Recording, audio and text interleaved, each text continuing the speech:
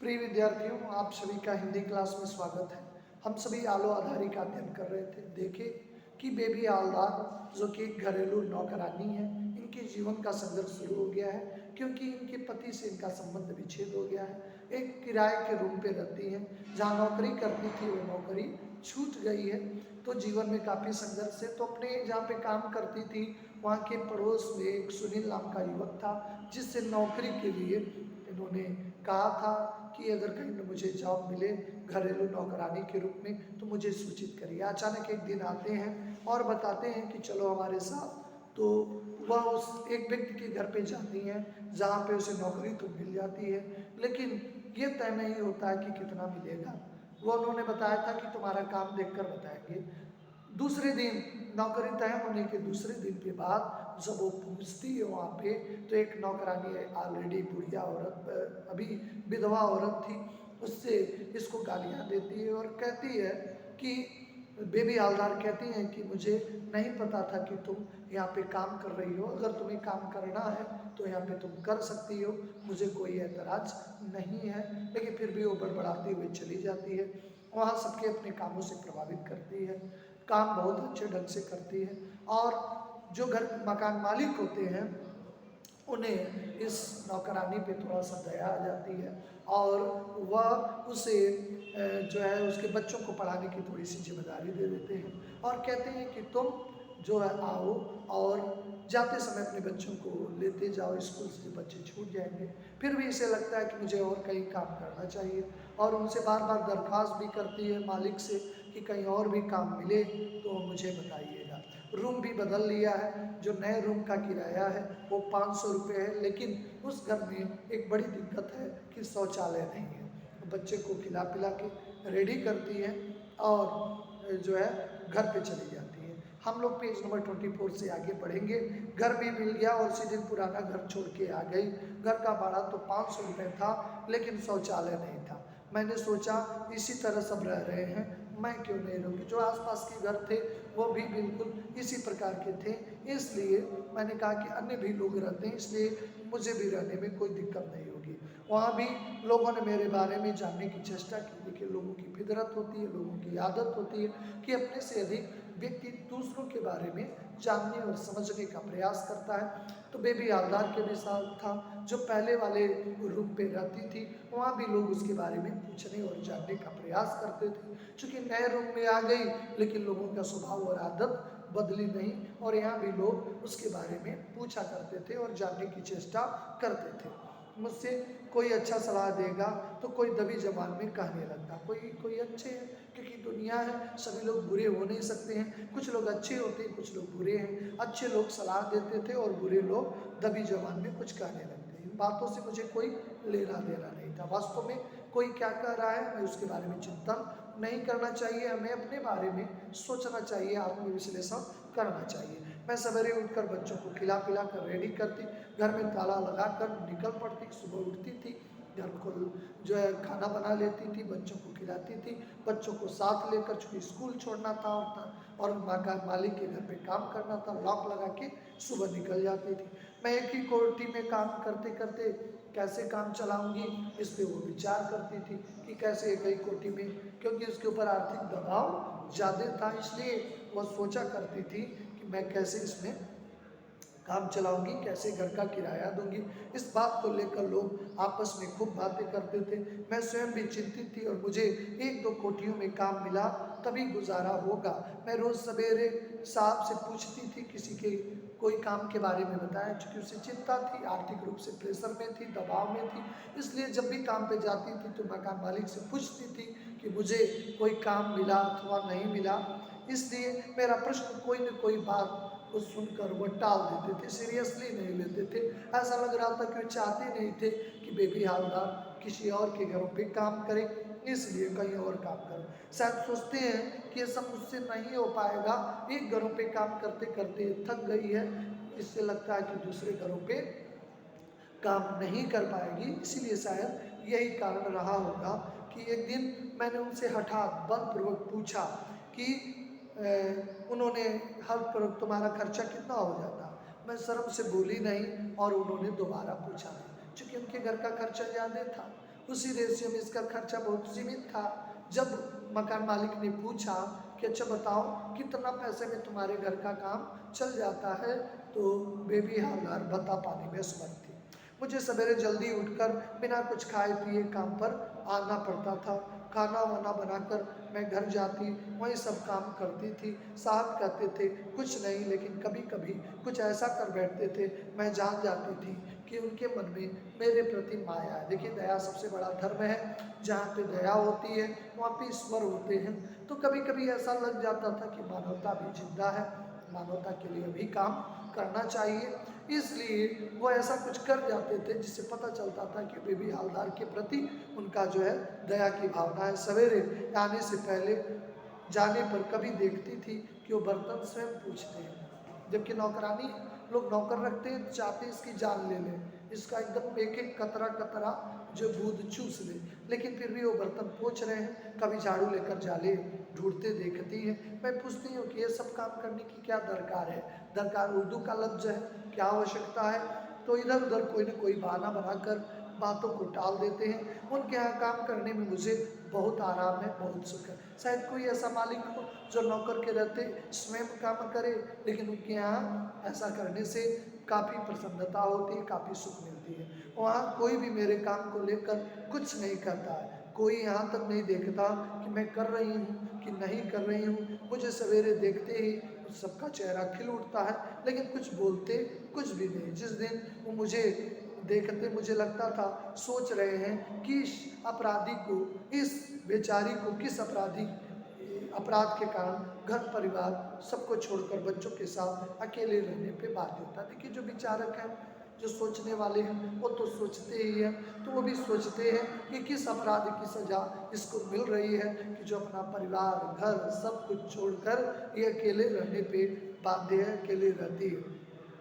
उन्होंने जितना जान सके, मुझे लगता है कि वो उनका यही प्रयास रहता है कि बेबी हालदार को कभी भी किसी भी चीज़ को लेकर कष्ट न हो।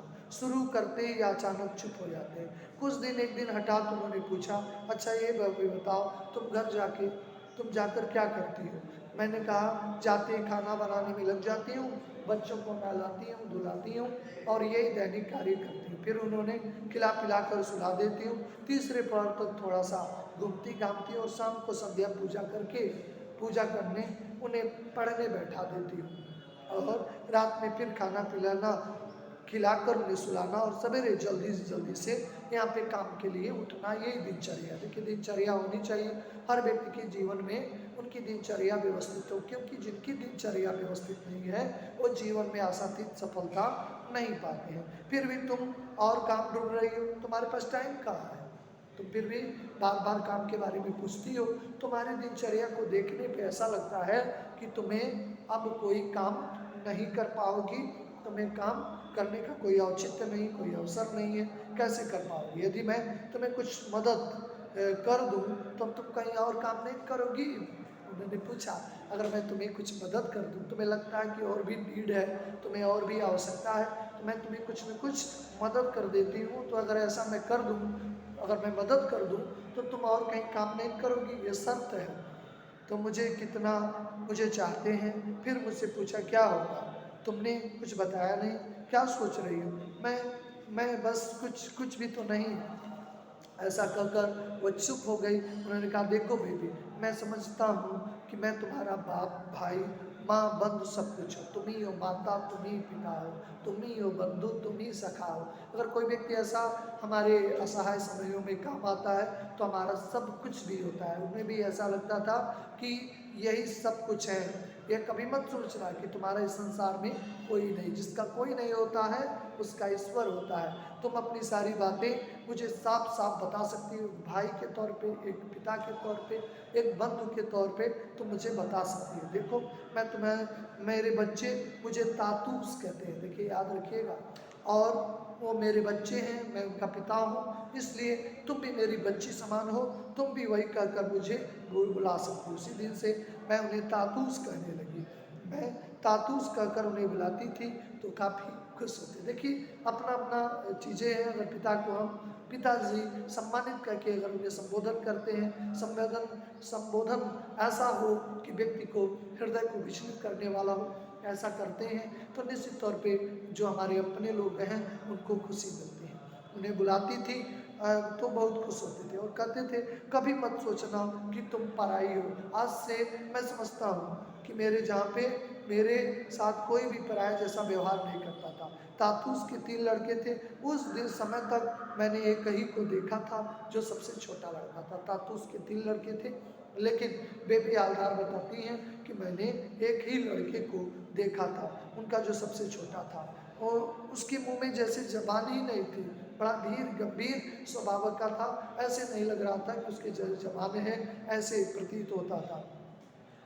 कहते हैं कि जब मैं किचन में काम कर रही हैं तब भी चाय बनाने के लिए मुझसे न कहकर वो स्वयं चाय बना लेता है। उसकी आदत थी कम बोलने की। देखिए फितरत होती है, कुछ लोग अंतर्मुखी होते हैं, कुछ लोग बहिर्मुखी होते हैं, लेकिन ये जो तापूस का सबसे छोटा लड़का था वो अंतर्मुखी था, कम बोलने वाला था। कम बोलना भी चाहिए, न अति धूप न अति वर्षा, न अति बोलता न अति चुप, अति सर्वथा वर्जित है। अति जो होता है हमेशा घातक होता है, न अधिक बोलना न अधिक चुप रहना, न अधिक बारिश न अधिक धूप, न अधिक सुख न अधिक दुख। सभी का सम बैलेंस होना चाहिए। अगर जीवन में बैलेंस है तो चीज़ें सब चीज़ सही होती है। तातुस ने एक दिन बताया कि उनका बड़ा लड़का आ रहा है। उन्होंने कहा मेरा बड़ा लड़का माने तुम्हारा बड़ा भाई। तातूस की इस तरह की बातें सुनकर बहुत अच्छा लगता था। मैं सोचती थी सचमुच वो कितना मुझे चाहते हैं, कितना अधिक प्रेम करते हैं अपनी बालिका की तरह, कितना अधिक मुझे प्रेम करते हैं। कह रहे तुम्हारा बड़ा भाई। देखिए संबंध पराये होकर भी अपने हो जाते हैं और अपने होकर भी पराये हो जाते हैं। स्वार्थ पाई करे सब प्रीति, सुर नर मुनि की आही रीति। स्वार्थ भरी दुनिया है, स्वार्थ से सुर देवता मुनि तपस्वी जो होते हैं और मनुष्य सबकी फितरत होती है, सबकी आदत होती है कि व्यक्ति स्वार्थ के वशीभूत होकर ही काम करता है, स्वार्थ से वशीभूत होकर ही इस दुनिया में प्रेम करता है। इस मतलब की दुनिया में काम किसका होता है? निश्चित तौर पे स्वार्थ की रीति है, देवताओं की, मनुष्यों की, मुनियों की, सबकी रीति है। लेकिन फिर भी इतना अपनत्व है, लेखिका को काफ़ी हैरानी होती है। तो एक दिन बाद में सवेरे काम पर कर रही थी, तातुस बुलाकर कहा बेबी क्या तुमने घर बदल लिया है? मैंने कहा हाँ। वो बोले तुम्हारा घर बदला और मुझे बताया भी नहीं, तुमने घर बदल लिया और मुझे सूचना नहीं दी, क्या तुम मुझे अपना नहीं समझती हो?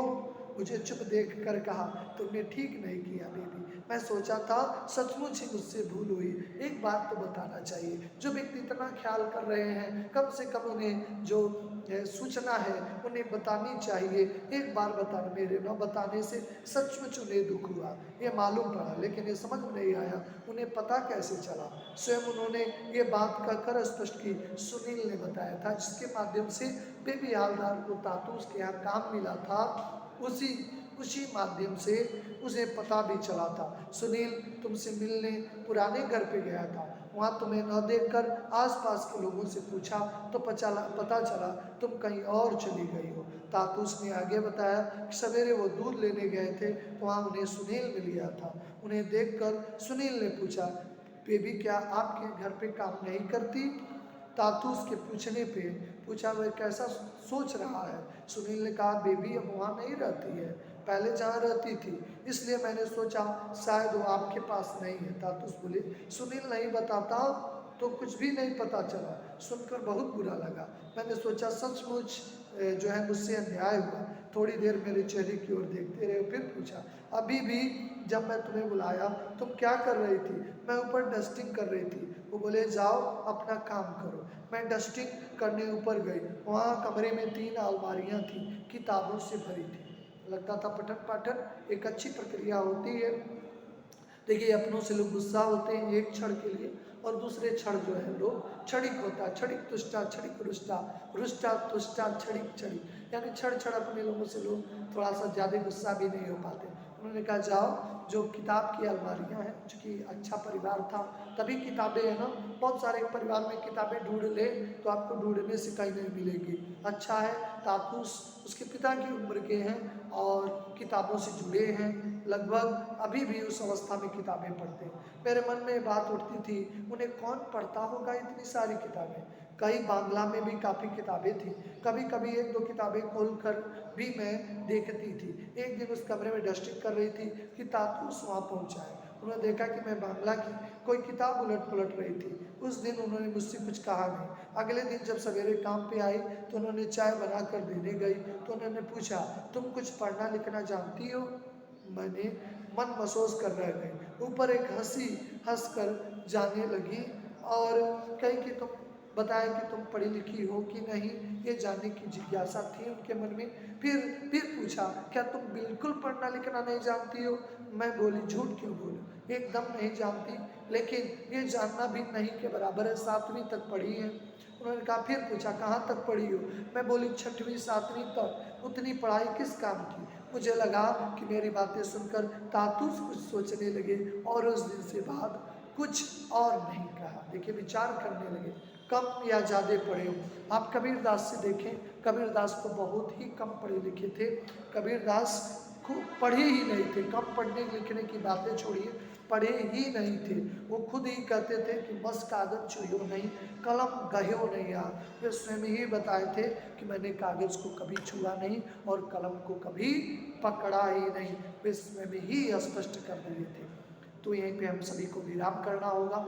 नेक्स्ट वीडियो भाग में जो आगे चर्चा करेंगे, क्या बेबी हालदार किस पढ़ाई लिखाई से तातूस कितना प्रभावित होते हैं, उसे लेखन लिखना इतना आसान नहीं होता है, कैसे लेखन के लिए प्रेरित किए होंगे कि इतना अच्छा वो लिख सकी होगी, इतना बेहतर वो लिख रही होगी, इसके लिए उन्होंने क्या प्रयास किया होगा। तो आपने इस भाग में जरूर देखा होगा कि अब लेखिका धीरे धीरे अपने उद्देश्य की ओर बढ़ रही है, यानी अब पठन पाठन से जुड़ी होगी, क्योंकि संगति का असर होता है। अच्छे समाज में रह रही है, जैसा करे संग वैसा चढ़े रंग, जैसा खाए अन्न वैसा बने मन। तो उसकी संगति बेहतर हो रही है। आगे कंटेंट के साथ, आगे की विषय वस्तु के साथ पुनः मुलाकात होगी। आप सभी का धन्यवाद।